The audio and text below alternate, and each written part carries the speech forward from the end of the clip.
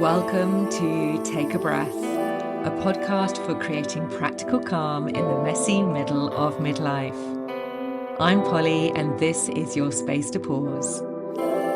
Because life in midlife is full on, between work, family, menopause, and the mental load, your nervous system can easily end up in constant overdrive, leaving you feeling exhausted, reactive, and overwhelmed by even the smallest things. Each week, I'll share my own tools alongside honest conversations and practical nervous system support to help you create more calm, peace, joy, and inner steadiness. So whenever you're ready, let's take a breath in through the nose, feel your belly rise, your ribs expand, and as you exhale, let's begin. Hello and welcome back to Take a Breath. Now this week I have an interview for you, and actually it was very exciting this week because this is the first interview I have ever done face to face for any iteration of my podcast. So it was really such a pleasure. I turned my little office into a little home studio and it worked really well. So today I'm talking to my good friend, Carly. Nearly 3 years ago, Carly was diagnosed with breast cancer. And after being advised to undergo a mastectomy, radiotherapy, and then also to take tamoxifen, she made the incredibly difficult decision to take a different path. One that was rooted in pretty radical lifestyle change. She stopped drinking. She totally changed her diet. And what followed really was anything but easy. Over these past years, Carly's life has been about healing and has completely transformed the way that she lives. She also experienced immense heartbreak, losing her mum to cancer while she was navigating her own journey. And there were moments when things became even more frightening, including being told that her cancer had spread. And yet, through it all, she held firmly onto a belief that her body could heal itself if she gave it the right conditions. Now, I just want to say that Carly's experience is uniquely her own. Obviously, every cancer journey is deeply personal, and anyone facing a diagnosis should always seek professional medical support and guidance. But what this conversation is about is the connection between lifestyle, stress, mindset, the nervous system, the power of intuition, and also the extraordinary resilience of us as human beings. I'm just so happy that Carly is sharing her story from a place of amazing health. And anyway, I'm not going to say any more. I'm going to let her share the whole story with you. So without further ado, please welcome the absolutely wonderful Carly. So this is very exciting, Carly, because you are my first in-person guest on my podcast in any three of its iterations. So welcome to Take a Breath, Carly. Yeah, real life. Thank you. I know we've managed to turn it into a studio. So yeah, hopefully this is all going to work really well. So I'm very excited to talk to you about your really full on last few years. We're friends. We've been friends for a while, and I have watched you go through this incredibly challenging period of your life these last few years. And I just felt like it would be, when you were ready, it would be a really wonderful thing to share your experience, because I know that what you're going to share is going to either help other women recognize warning signs for breast cancer or actually find some courage in themselves to be able to deal with it if they are going through something similar. So welcome. Good to be here. Tell us a little bit about yourself, first of all. Tell us who you are, and then we'll go into when you started to notice that not everything was as it should be. Who am I? That's a really good question, because I'm figuring that out right now, because which we'll hear about through my journey, I've sort of come out of a cave, and that's the question I'm asking myself right now. Who am I? I'm not the same person who entered that cave. It's nearly 3 years ago. Yeah. So that's quite a difficult one to answer. It's almost like answering who I was. Yes, that's it. Yes. Yeah, maybe when I, got the diagnosis, I was working 2 different jobs, both with charities. Quite stressful because I was working with challenging teenagers, and I was also a project manager for a charity. So putting on big events. So yeah, it was quite stressful, and yeah, I just think I was not dealing with that very well at that time. But yeah, I was somebody who didn't deal with stress in the way I do now. I mean, everything shifted so much from my journey. So yeah, it's hard to answer that question. And that's actually so interesting. Yeah, who were you as opposed to who you are today? Because obviously you're not the same person. You've been through so much. So let's start then when did you notice? So basically you've been through your own breast cancer diagnosis. So when did you notice that something wasn't right? So this was February 2023. I went on a 10-day Vipassana. So that's a 10-day silent retreat. So I had a lot of time in my own head and, on my own and with my thoughts. And I don't know, something when I got back from the Vipassana told me there was something wrong with my breast. There was a small mark. It wasn't even that noticeable, but I felt something was different. And you're always told, aren't you, to go and get it checked. So I thought, okay, I will. I went to see the GP. I actually saw a nurse practitioner. She looked at it and she didn't even examine me. So she said, oh, that's age, pop your top back on. So she didn't even do the proper examination, which we're told to do ourselves, like our own breast examination. So she didn't do any of that. And I trusted at that point. I was like, okay, well, clearly she doesn't think there's even anything wrong enough to examine me or send me for any tests. So at that point, I did pop my top back on and got on with life. And then that year was a particularly busy year, a lot of socializing actually. And I still knew something was wrong. I was drinking alcohol and my body was going, no, this doesn't feel good. So I ignored that again a little bit. And then it got to October 2023, so the same year. And yeah, there was something definitely wrong with that breast. I was like, no, I need to go back. So I did. And they discovered a 7-centimeter tumor.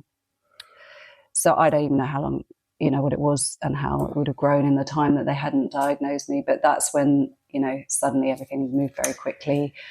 And I got the diagnosis, that it was cancer. And it was big. That is big. 7 centimeters is not small. No. And you obviously had felt that.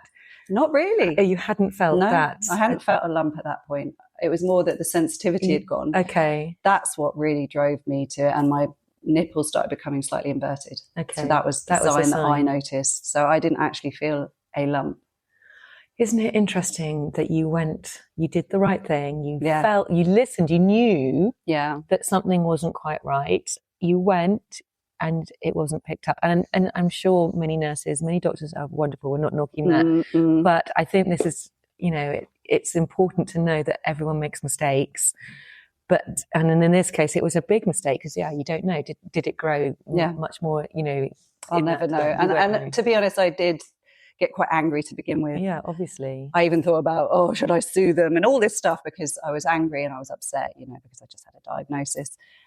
And I took a step back. I thought, this isn't helping me, this anger. Yeah. So that was the first step of forgiving because it's only harming me and it was a mistake and I can't take it back. And I just have to go with what I've got now because there's no point looking back at what might have been. Exactly. It's not going to, which is a very, it was pretty amazing of you to be able to do that because not everybody could do that. When you have anger, it just makes everything even worse.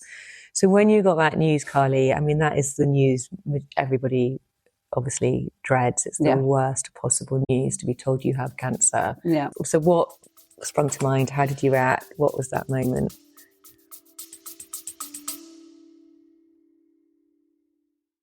I will only ever recommend brands that I know, love and use myself. And one of those is Ancient and Brave. Honestly, they've become part of my daily habits. The very first thing I do every morning is pour myself a big glass of water with their true hydration in it. It feels like such a simple ritual, but it really sets me up for the day. And I know I'm properly rehydrating with their blend of electrolytes and minerals, especially before I exercise, which I always do in the morning. Then later on, when I make my coffee, I stir in their true collagen powder into the coffee. Now, it blends in straight away, no fuss, there's no taste, and collagen is something we naturally lose as we age, but it's so important for our skin, joints, and overall vitality. Now, I'll be honest, Ancient and Brave may cost a little more than some of the tubs you'll spot on supermarket shelves, but the difference is you're getting the highest quality ingredients, sourced with integrity and tested to a higher standard, and absolutely no nasties added. That's why I trust them and why I think they're worth every penny. And because I want you to be able to try them out for yourself, I've got a special offer for you. As a listener of this podcast, you can get 20% off your very first order. All you need to do is click the link in the show notes and pop in the code POLYW20 at checkout. They've got more than just collagen and hydration too. They've got creatine, they've got blends, supplements. So it's a perfect chance to explore their range and make the most of that 20% off. It was like, I guess, not fully in my body. I sort of, everyone looking at you expectantly. I just had to get out of the room when he was saying, I couldn't hear what he was saying. I just needed to get out of the room. And then that sort of sympathetic, everyone looking at you, expecting something from you. And I didn't know how to act. So I just needed to be on my own. I needed to get away from it all. But yeah, obviously devastation. I just couldn't believe it because I am quite healthy. I'm still young. I just couldn't understand how that could have happened, because I think I know my body quite well. And I was like, okay, it was a big shock. It was a real shock. Yeah. And especially at that stage, luckily I didn't look too much into the size of it. Had I known more about that probably would have freaked me out more. The fact it was 7 centimeters, that didn't really register too much in my psyche, because I was like, ooh. But yeah, it was quite a bad diagnosis, but I didn't want to know too much about it. I think I didn't want to get caught up in how bad it was, and because I think part of me already knew that the fear wasn't going to help me. Getting too fearful about it and the prognosis and all that, I didn't want to know. So what happens in that situation? Because obviously I've never been in that situation. What happens? You get that diagnosis, and then do they straight away start talking about next steps? Yes. Yeah. He said we would have done a mastectomy yesterday. Basically, he's like, we would do it tomorrow if we could. I can fit you in 2 weeks. And Christmas was coming, so they were really hurrying me.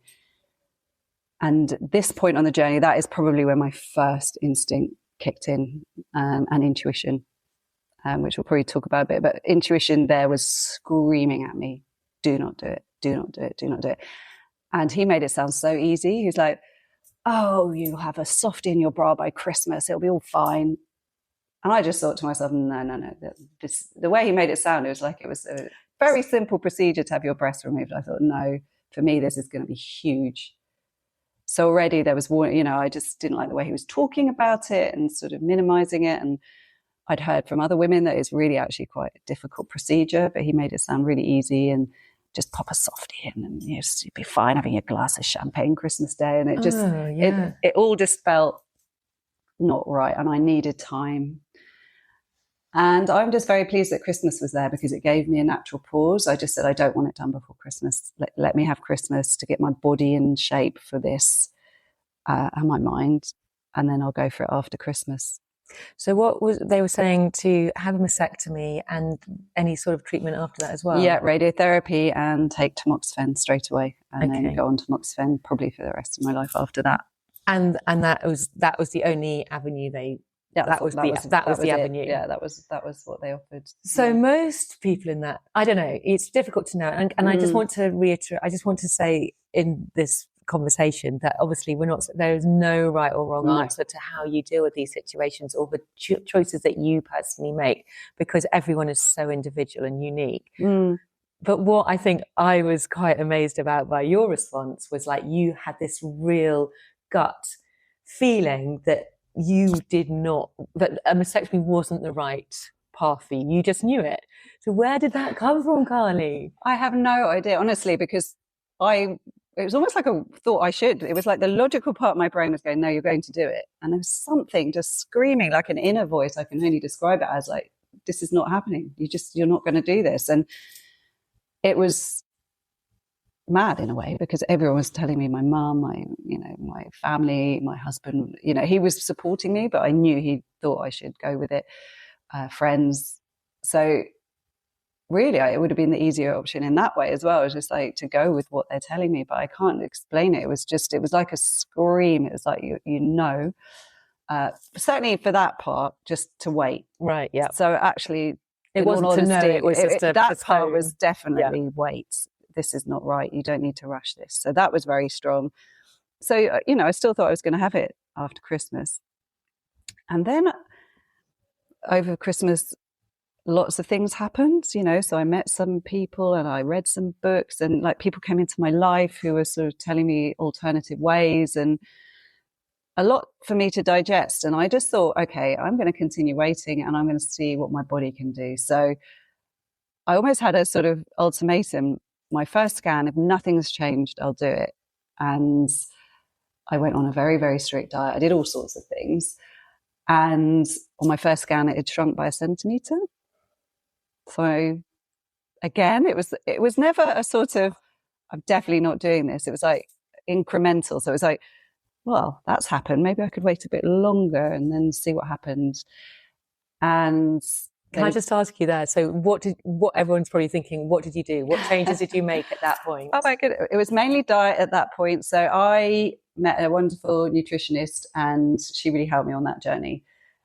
And she was more than a nutritionist. She sort of took me aside and she actually put on a little retreat for me and took me away. She said, what would you really want? And I said, to be away from everything and everyone and just have time on my own. She said, I'm going to make that happen for you. And again, that's what I mean. It was so serendipitous. Yeah. And she happened to have an empty Airbnb house and she took me there and nurtured me. And I just read a lot of books. I had time out. So I had a lot of time. It was 4 days, I think, just totally calm. We even did some art together and just really calm space.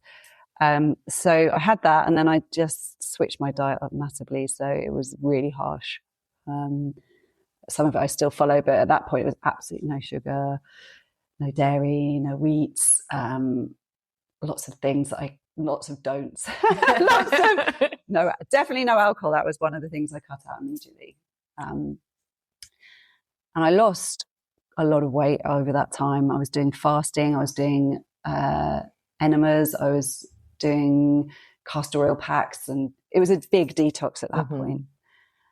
And I thought I was quite healthy, and the things, I was doing and realizing that, it was just a lot of education of what I thought was healthy potentially wasn't. I also saw an integrated doctor. So he's a medical doctor who now specializes in integrating alternatives or complementary with conventional treatment. And one of the big aha moments for me was he did a blood test that showed I have very bad methylation system. Like I can't methylate toxins. So that meant the estrogen backed up. And I am so inquisitive. I'm not somebody who'll just go, oh, I got cancer. I'm like, why? Where's this come from? Because it wasn't an aggressive type, just to say that. It was, there's different types of breast cancer. This one was estrogen driven.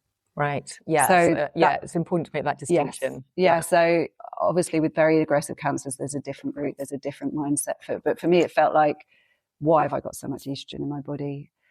And quite honestly, it was just like this huge light bulb moment from being a child almost. I had migraines. I couldn't tolerate alcohol. I was throwing up when all my friends were carrying on drinking. And then a few years ago, I had a huge fibroid. I mean, it was the size of a grapefruit. And I remember them saying to me, this is estrogen, too much estrogen. And I just thought, there's no why. So it's like, that's what's caused it, but not why. And through these blood tests, it was a Dutch test actually, it showed that I cannot methylate properly. So you can't change that. That's genetic. But you can do things to mitigate it. So that's where the detoxing comes in, helping people to get rid of anything it doesn't need. Not putting estrogen in, so even phytoestrogens. I learned all about the different types of estrogen, which I never knew. Phytoestrogens, because I thought that they were the good estrogens, which help balance out. Here you go. This is estrogen. This is a lot of the misinformation. If you're at a level where I am with the methylation problem, any estrogen was not good. Other than what my body was making, probably wasn't going, being cleared enough. So just understanding all that. So I had to cut out soya. I'd been eating soya because I thought I'm perimenopausal. Everyone tells me I need to have more of the phytoestrogens. So for someone like me, this is where individual stuff comes in. So nuanced, isn't it? Everybody is so individualized. And so you cannot blanket say one thing which fits everybody. And HRT probably wouldn't have suited me because I would have had too much estrogen and my body already had a problem getting rid of that, and probably testosterone. I had a lot of excess hair as a young person. So all the things that I struggled with my whole life were fitting that, okay, that makes so much sense. I struggled with facial hair. I was like, where did that go? And no one could tell me where it come from. They thought I had polycystic ovaries and I didn't. Yeah. And my body clearly couldn't clear the testosterone backing up. So that was the huge part. And I thought, well, if my body's produced this and I understand in my head why, I feel like I can try to start to reverse this. So over time, the tumor shrunk by half. At that point. I just remember being in utter awe where every time it was like, it shrunk again. Yeah. And the big thing which totally blew my mind, which I didn't know, but maybe this is more common knowledge, was also the sugar, how cancer feeds off sugar, and how when anybody gets a cancer diagnosis, that is not the first thing that you're told to eliminate from your diet. I was told by an oncologist it's a myth. And then I wanted to ask him, well, when you give me the PET scan, you put glucose in because the substance, the radioactive substance, goes to the tumor in the glucose because it feeds off sugar.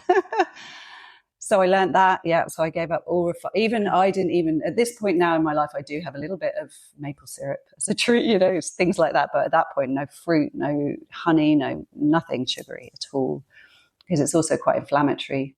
So there's many reasons not to have it. Yeah. And I feel so much better. I mean, you did lose a lot of weight. I lost 3 stone. Yeah, you did lose a lot of weight. I lost too much, I think. But it was almost like, then you go into ketosis. There's all this, there's so much I can go into because it's a huge subject, but ketosis is a big thing now. If you're starving yourself, then your body then eats the cancer cells. Because our body spends so much time digesting that if you take that out of the picture, the digestion, it can start repairing. Right. Okay. And that was a big one, actually. I don't think I mentioned that. Fasting. I did fast. Okay. And you think that must have really helped as well? I mean, it's hard to pinpoint, right? But it was probably kind of a mix of all of the things that you were doing. Well, I said to an oncologist some of the things I was going to do, and he was, I ended up firing him, but he was so rude to me. He shouted as I left, "Good luck with your experiment," he said to me. So that was really, it took me on the 3rd oncologist now who understands where I'm coming from. He's much more integrative, which I never said I wasn't going to do what they told me. I just was wanting answers and, but he was not even willing to go there. And, and the fact that you were seeing that the tumor was shrinking in each of your scans, obviously that was proof that what you were doing was working. Exactly. And what did he say? He said, lifestyle has nothing to do with it. And this is a top oncologist. I thought, wow, that's incredible that he can see. He says it's potluck who gets it. I was like, wow, that just blew my mind that he couldn't even admit that your lifestyle has a part to play in it, So, Carly, you had all these top people telling you that what you were doing had no grounds whatsoever to be working. And so honestly, how do you keep going? Was it literally that feeling, constant feeling inside? Because I know that, again, for the people who love you, it's hard to go against that grain because all they want is for you to be well. Exactly. I don't know. I think I'm stubborn by nature. I've always been a bit stubborn. I've always questioned things. And if it makes sense to me, I'm okay. I'm all right with it. So everything I was doing made sense to me. I needed it to make sense. Their way scared me more, if I'm honest. That's what I came down to. And I remember walking up, there's a place I take the dog for a walk, and I didn't know what path. And I was on the path, and 3 times I went up there and a hawk came in. I think it was some kind of hawk. And I'd never seen one before that, and I've never seen one since. And 3 times it happened to me, and it would go up the path and I'd follow it. And it's always over saying you're on the right path. And all these little things kept happening. And that's what kept me going. Every time I doubted it, something strange would happen, or someone would pop into my life, or someone would give me a book. So I feel like I had some guidance from above. I don't know. I felt I didn't feel alone in it. I felt like this is the path. I even saw a tarot reader, and she knew nothing about my diagnosis whatsoever. And before I started even doing the card, she stopped me and she said, they want you to know that you've got loads of time left. You've got nothing to worry about. And she didn't even know.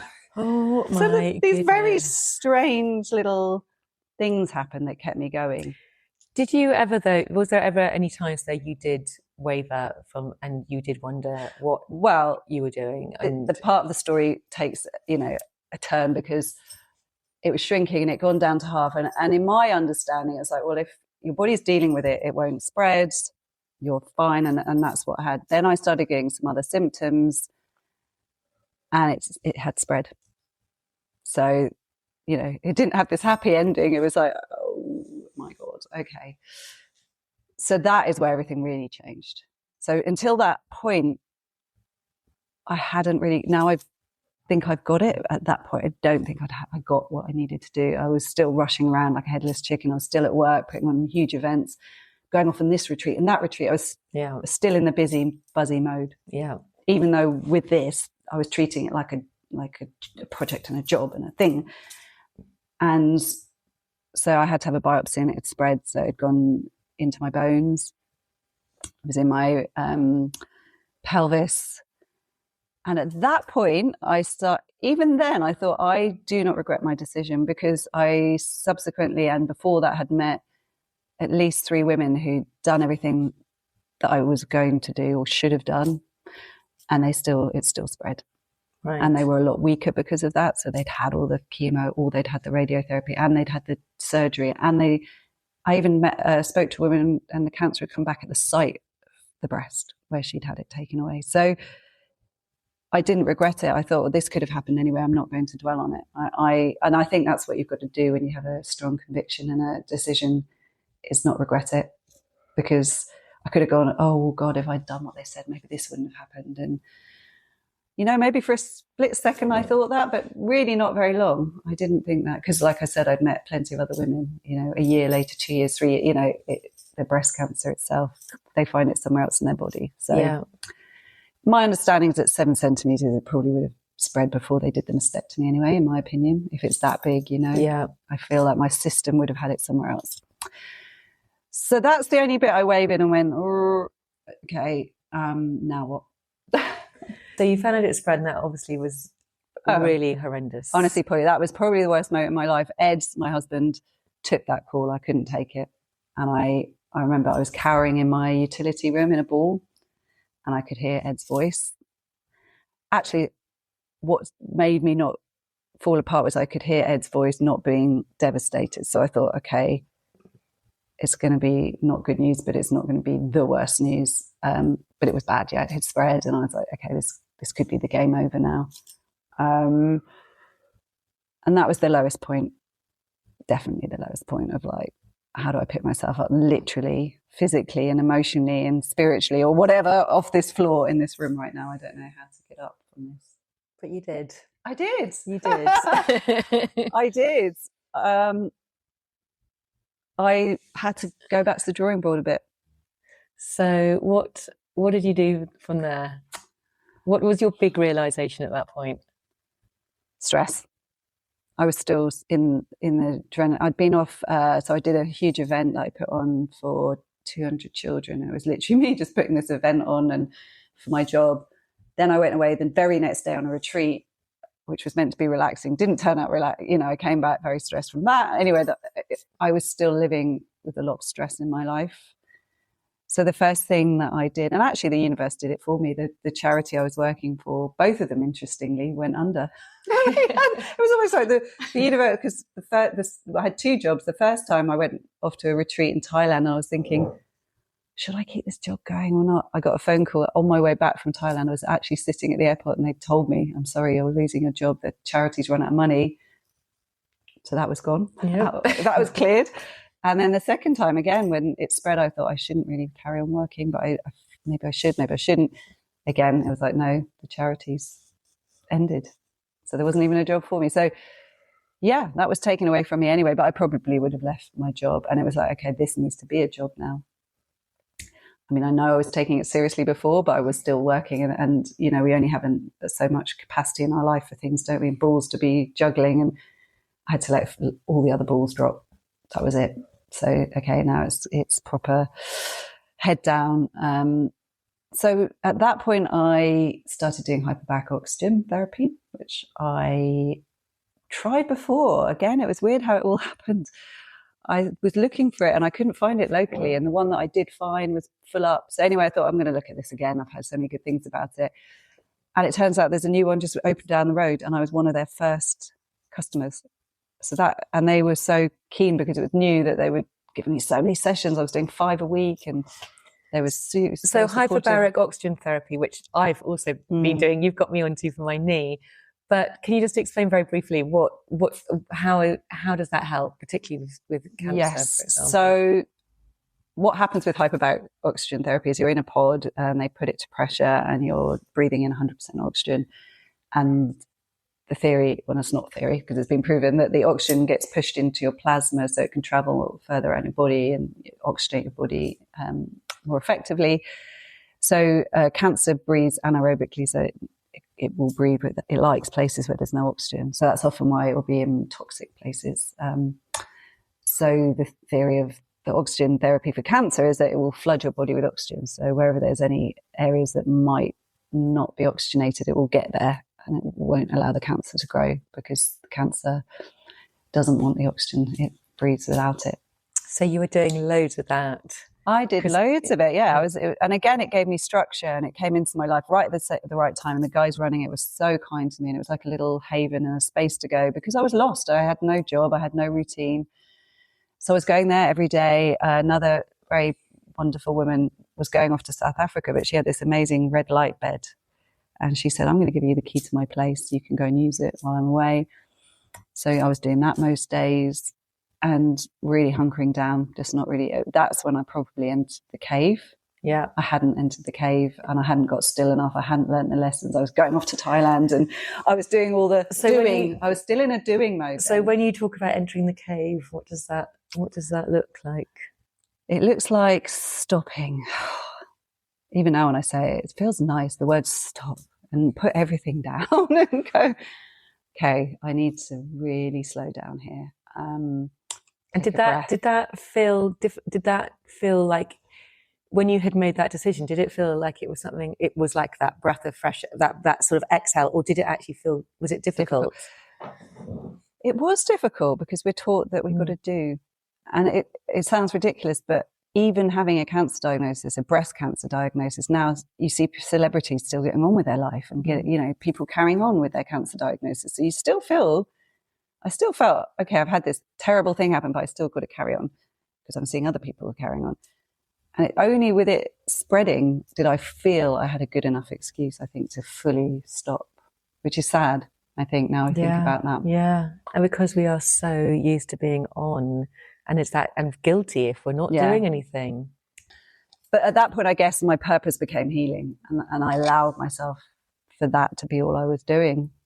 But it took it spreading for that to happen. I wasn't prioritizing it enough before. It was like, and especially because it was shrinking, I thought, I got this. I was getting a little bit cocky maybe even. I was like, I've got this, I get it, I know what I'm doing. And it was like, no, there was a big piece of the puzzle missing. And that, I think, is the emotional side of it and the mental emotional, because it's almost easier to focus on the physical. Like, I was doing the exercise, doing the supplements, doing the diet, still doing, not really maybe exploring the emotional side of it. And that I think that's a huge part of it, actually. Sort of almost like taking off that emotional load and just trying to let that rest a bit. Was it a bit like, was it?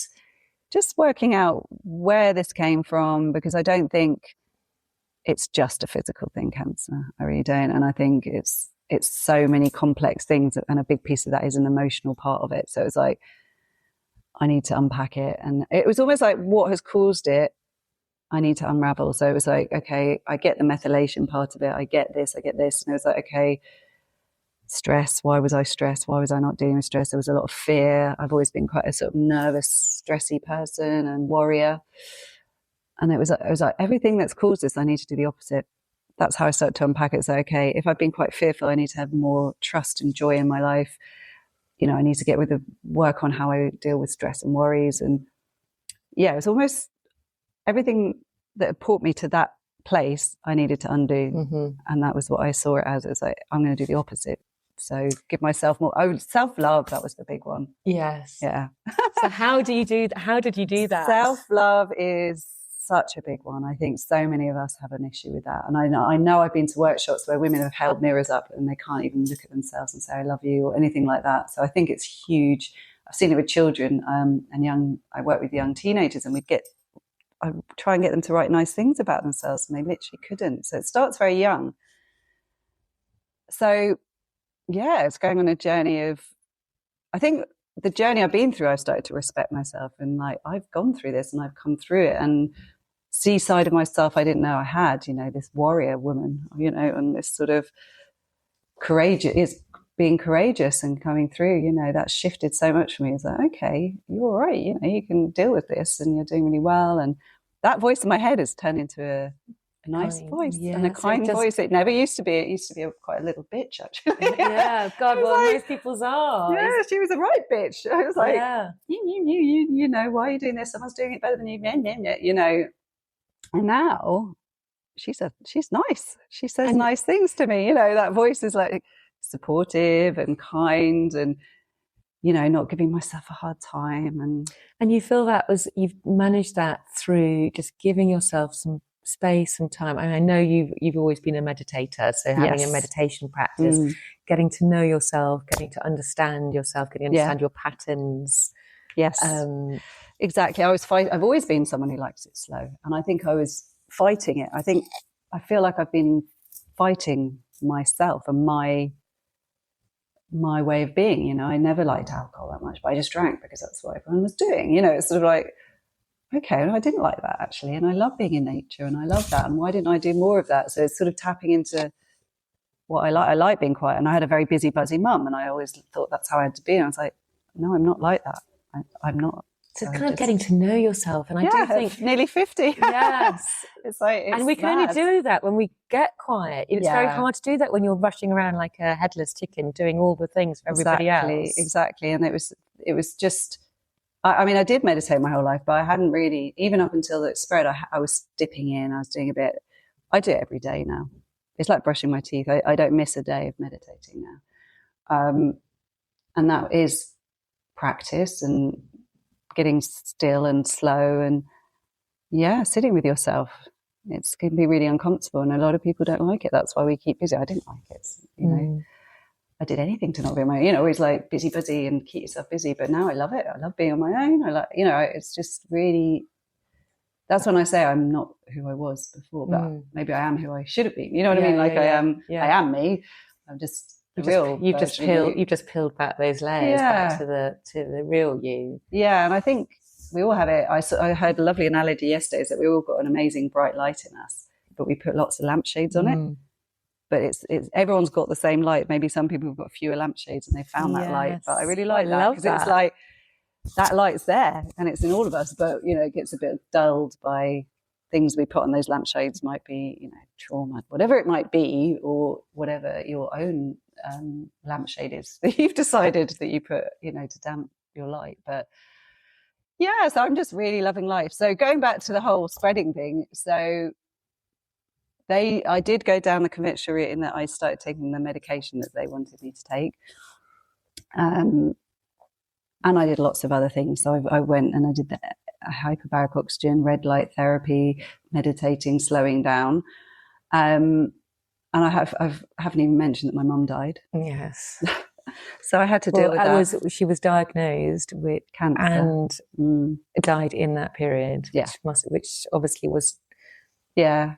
Not easy. I had to look after her, see her, be there with her dying. So I had to care for my mum while she was dying, whilst also knowing that this is spread. And so I had to go through all the grief of that. So I keep going, because I was feeling quite good after that. The medication seemed to be working well. But let's not forget that the medication did throw you into menopause. Yes. Quite suddenly. Yeah, I don't even mention it. Yeah.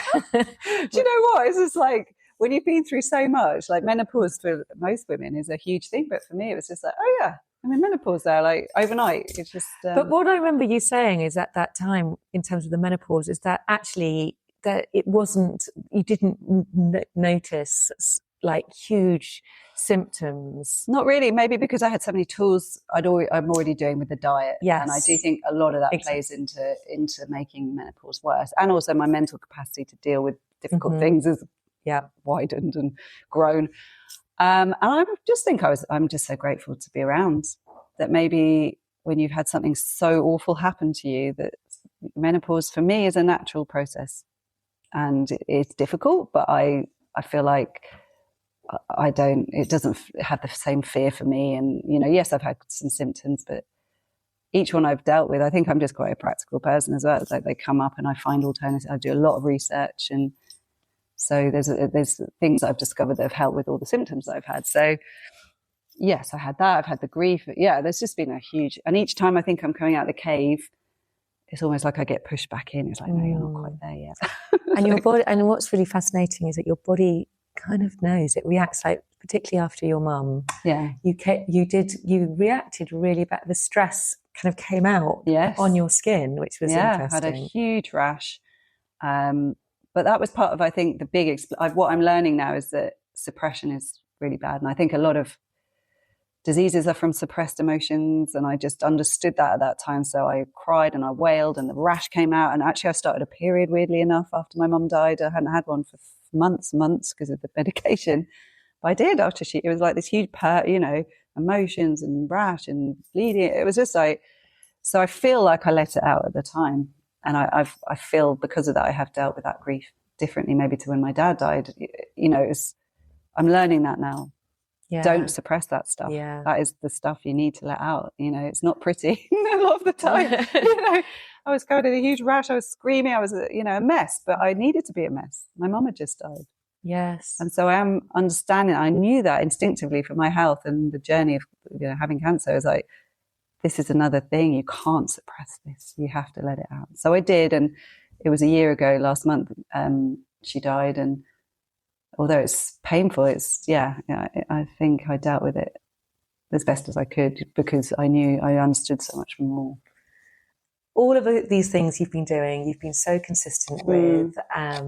And it's just been so nice to see you suddenly, you've put on a little bit more, bit of weight on, you're looking so healthy, so well. And then relatively recently, you went and had a scan, and tell us all what happened in that scan. Yeah, so I had a scan before Christmas. I think it was November, and I had the full PET scan and the oncologist. And I thought, you think best case scenario is it's stable and it's the same. Worst case, obviously, it's grown, it's in a new place. I didn't even have any other scenario. I think that was it. Maybe it had gone a little bit or it was less. And when he rang, he said, nothing lit up. I was like, what? Sorry. He said, there's no evidence of any active disease at all, anywhere. I was like, it was like a double take moment. So that was amazing. And then I had another ultrasound in March, and the tumour was at 3.5 and it had been stuck there for about 18 months and it had gone down to 2.3. Wow. Amazing. And obviously there's nothing lit up in that area. So my body is doing something with it, but it's not cancerous as such because nothing on the PET scan, and the CT scans had all come back. Anything that was it. The first scan I had where the good news was that the CT scan showed at that point everything was shrinking or gone that was there. And some things that they thought were there, the lesions had all gone. And then the PET scan a few months later showed no evidence of any active disease. I mean, it's just amazing news. Such amazing. It's such I know, amazing it was so news. After everything I'd been through as well with my mum, I thought, right, this is going to have an impact on my health. And when he said that, honestly, I was not expecting that. I mean, I don't think I even hoped that would be a thing. Just thought it would be a little bit less of it, or it would be stable. I mean, and the way that you have done it, you still have your breast. Yeah. For you, you were right to trust that intuition, to trust your feeling, your gut feeling, and keep going throughout, because for you, it has absolutely 100% worked. In terms of moving forwards, I know you're not drinking anymore. That I have the odd margarita. Okay. I do, And then it feels like a treat, and I'll only have one, and I can stop at one, and that's enough anyway. 'Cause I'm drunk for ages. So yeah, I can't say I'm a teetotaler, but yeah, pretty much. But you've continued with many of the lifestyle changes that you put into action, not perhaps at the drastic scale that you went down. Yeah. But because you've noticed how much better you feel. I feel better than I've ever felt, ironically. And interestingly, my husband as well feels the same, because he was coming along on the journey with me. He was like, he gave up alcohol for me to support me, which is amazing in itself. But he started going, I feel better. And now he's a regular meditator. He meditates every day. He does yoga every day. We go on retreats together. He's also changed. And it's kind of like a little love story. We've kind of fallen in love with these new versions of ourselves. So it's really nice, that he's also come on this journey with me. And we're really excited by life. There's so many new things we want to try and do, and in a new way. And I'm so grateful for life, and just a new beginning. Yeah. And I hope I'm coming out of the cave now. I don't have that trust, I must say, because I keep thinking I feel great, and I come out of the cave and then back again. But I think this, hopefully, life will always throw things at me, and that's what I realise. And so it's just having the tools, isn't it? And the knowledge of how to get through it. And I think the big one, like I said, is not suppressing it, letting this stuff come out, speaking your truth, not hiding it, and meditate. Actually, I think it's meditating every day and giving yourself capacity for when the waves hit. So what you don't want to be doing is the waves hit and then you go, shit, I better start meditating, because at that point it's almost too late. It's that consistency every day. So when the big bad stuff comes, you're sort of like, it's almost like you've built the bank account up. Exactly. It's kind of like, it's like you have to be starting from a good capacity, so that you can take on the stuff that's coming at you, because there always will be. You can't stop. But if you're starting and you're in a good place, then you'll be able to, you've got a buffer. That's what I think. And I see so many friends now, and I feel their vibration, and I can feel it now. I'm just like, just slow down, because actually they're making themselves busy, a lot of people. And I do hear, yes, obviously there is a lot of pressure from jobs and this, but I also hear people taking on too much. They can say no to stuff, and they don't, and then they like, oh. So I just see that now, and I've kind of stepped back from that. I say no to things all the time. And I like being still and quiet. It's nice. Yeah, it's not a bad thing. So in terms of how this has changed you, this experience, I think you've sort of said that, now you like being slow, you can appreciate that slowness. Yeah. I'm in the process of learning that as well. My knee has really forced me to do that. And it's so interesting what you're saying, because I also now notice everyone else rushing around, those who are particularly, I'm not going to say who, but someone very close to me. I can see it, the rushing and the busyness and doing so much that actually I'm sleeping better than I've ever slept before, ever. Because I think the whole system, it's your nervous system, has just completely changed its baseline. Yeah. And I don't think it had the first time when it spread. That's what now I've dropped it I've gone in another gear. I'm like, okay. I thought I was at that point, but now I realize I wasn't. I was still busy, buzzy. It's a buzzy energy. It's like, constantly needing to do something, constantly feeling like you've got to be doing. Yeah, exactly. And like I said, with my husband, he had me as an excuse, which gave him an excuse to work at home more. And he's like, oh, I quite like that, And he was definitely someone who's super busy. And now he's slowed down. He's like, oh yeah, this is nice. And I think we all had a taste of it in COVID, didn't we? And people went, I'm never going back to that pace. And it's so interesting. I know. We kind of instinctively know that we like that pace. We like slowing down. Well, I did definitely in COVID. That it was, I loved it. I loved that sort of.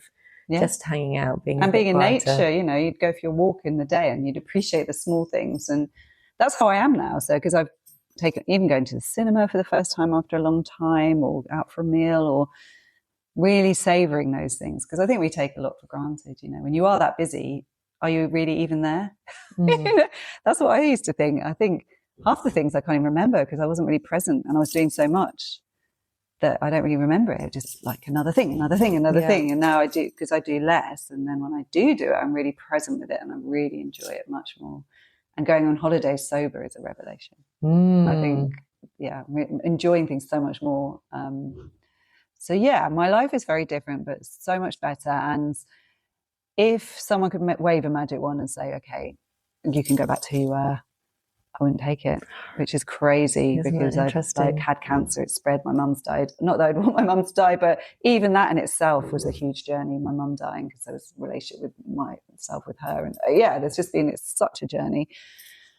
And I wouldn't change it. Well, I just think the way you have dealt with all of it has just been so inspiring. And you really, I think your story is one which I know lots of people will take something from, because the way you've sort of learned how to trust yourself, and you did just trust yourself, and you learned so much about yourself in that process, the resilience that you showed. I mean, really quite amazing for anyone, Carly, who is listening, who might be experiencing, they might be they might have their own diagnosis of some sort, or what would you say to them, just, from something that you have learned, which you feel would be helpful at that time? You're a lot stronger than you think. I think that's the first one is, we all have such a deep well of resilience that I think we don't realize till the shit hits the fan. So know that and trust that. And I think slow down after your diagnosis in terms of stop and pause. Don't rush. Do your research, take your time, be very comfortable with whatever decision you make. That's the big one. That's what I'd say to anyone is, I'm not saying don't do this, don't do that, but you do what's right for you.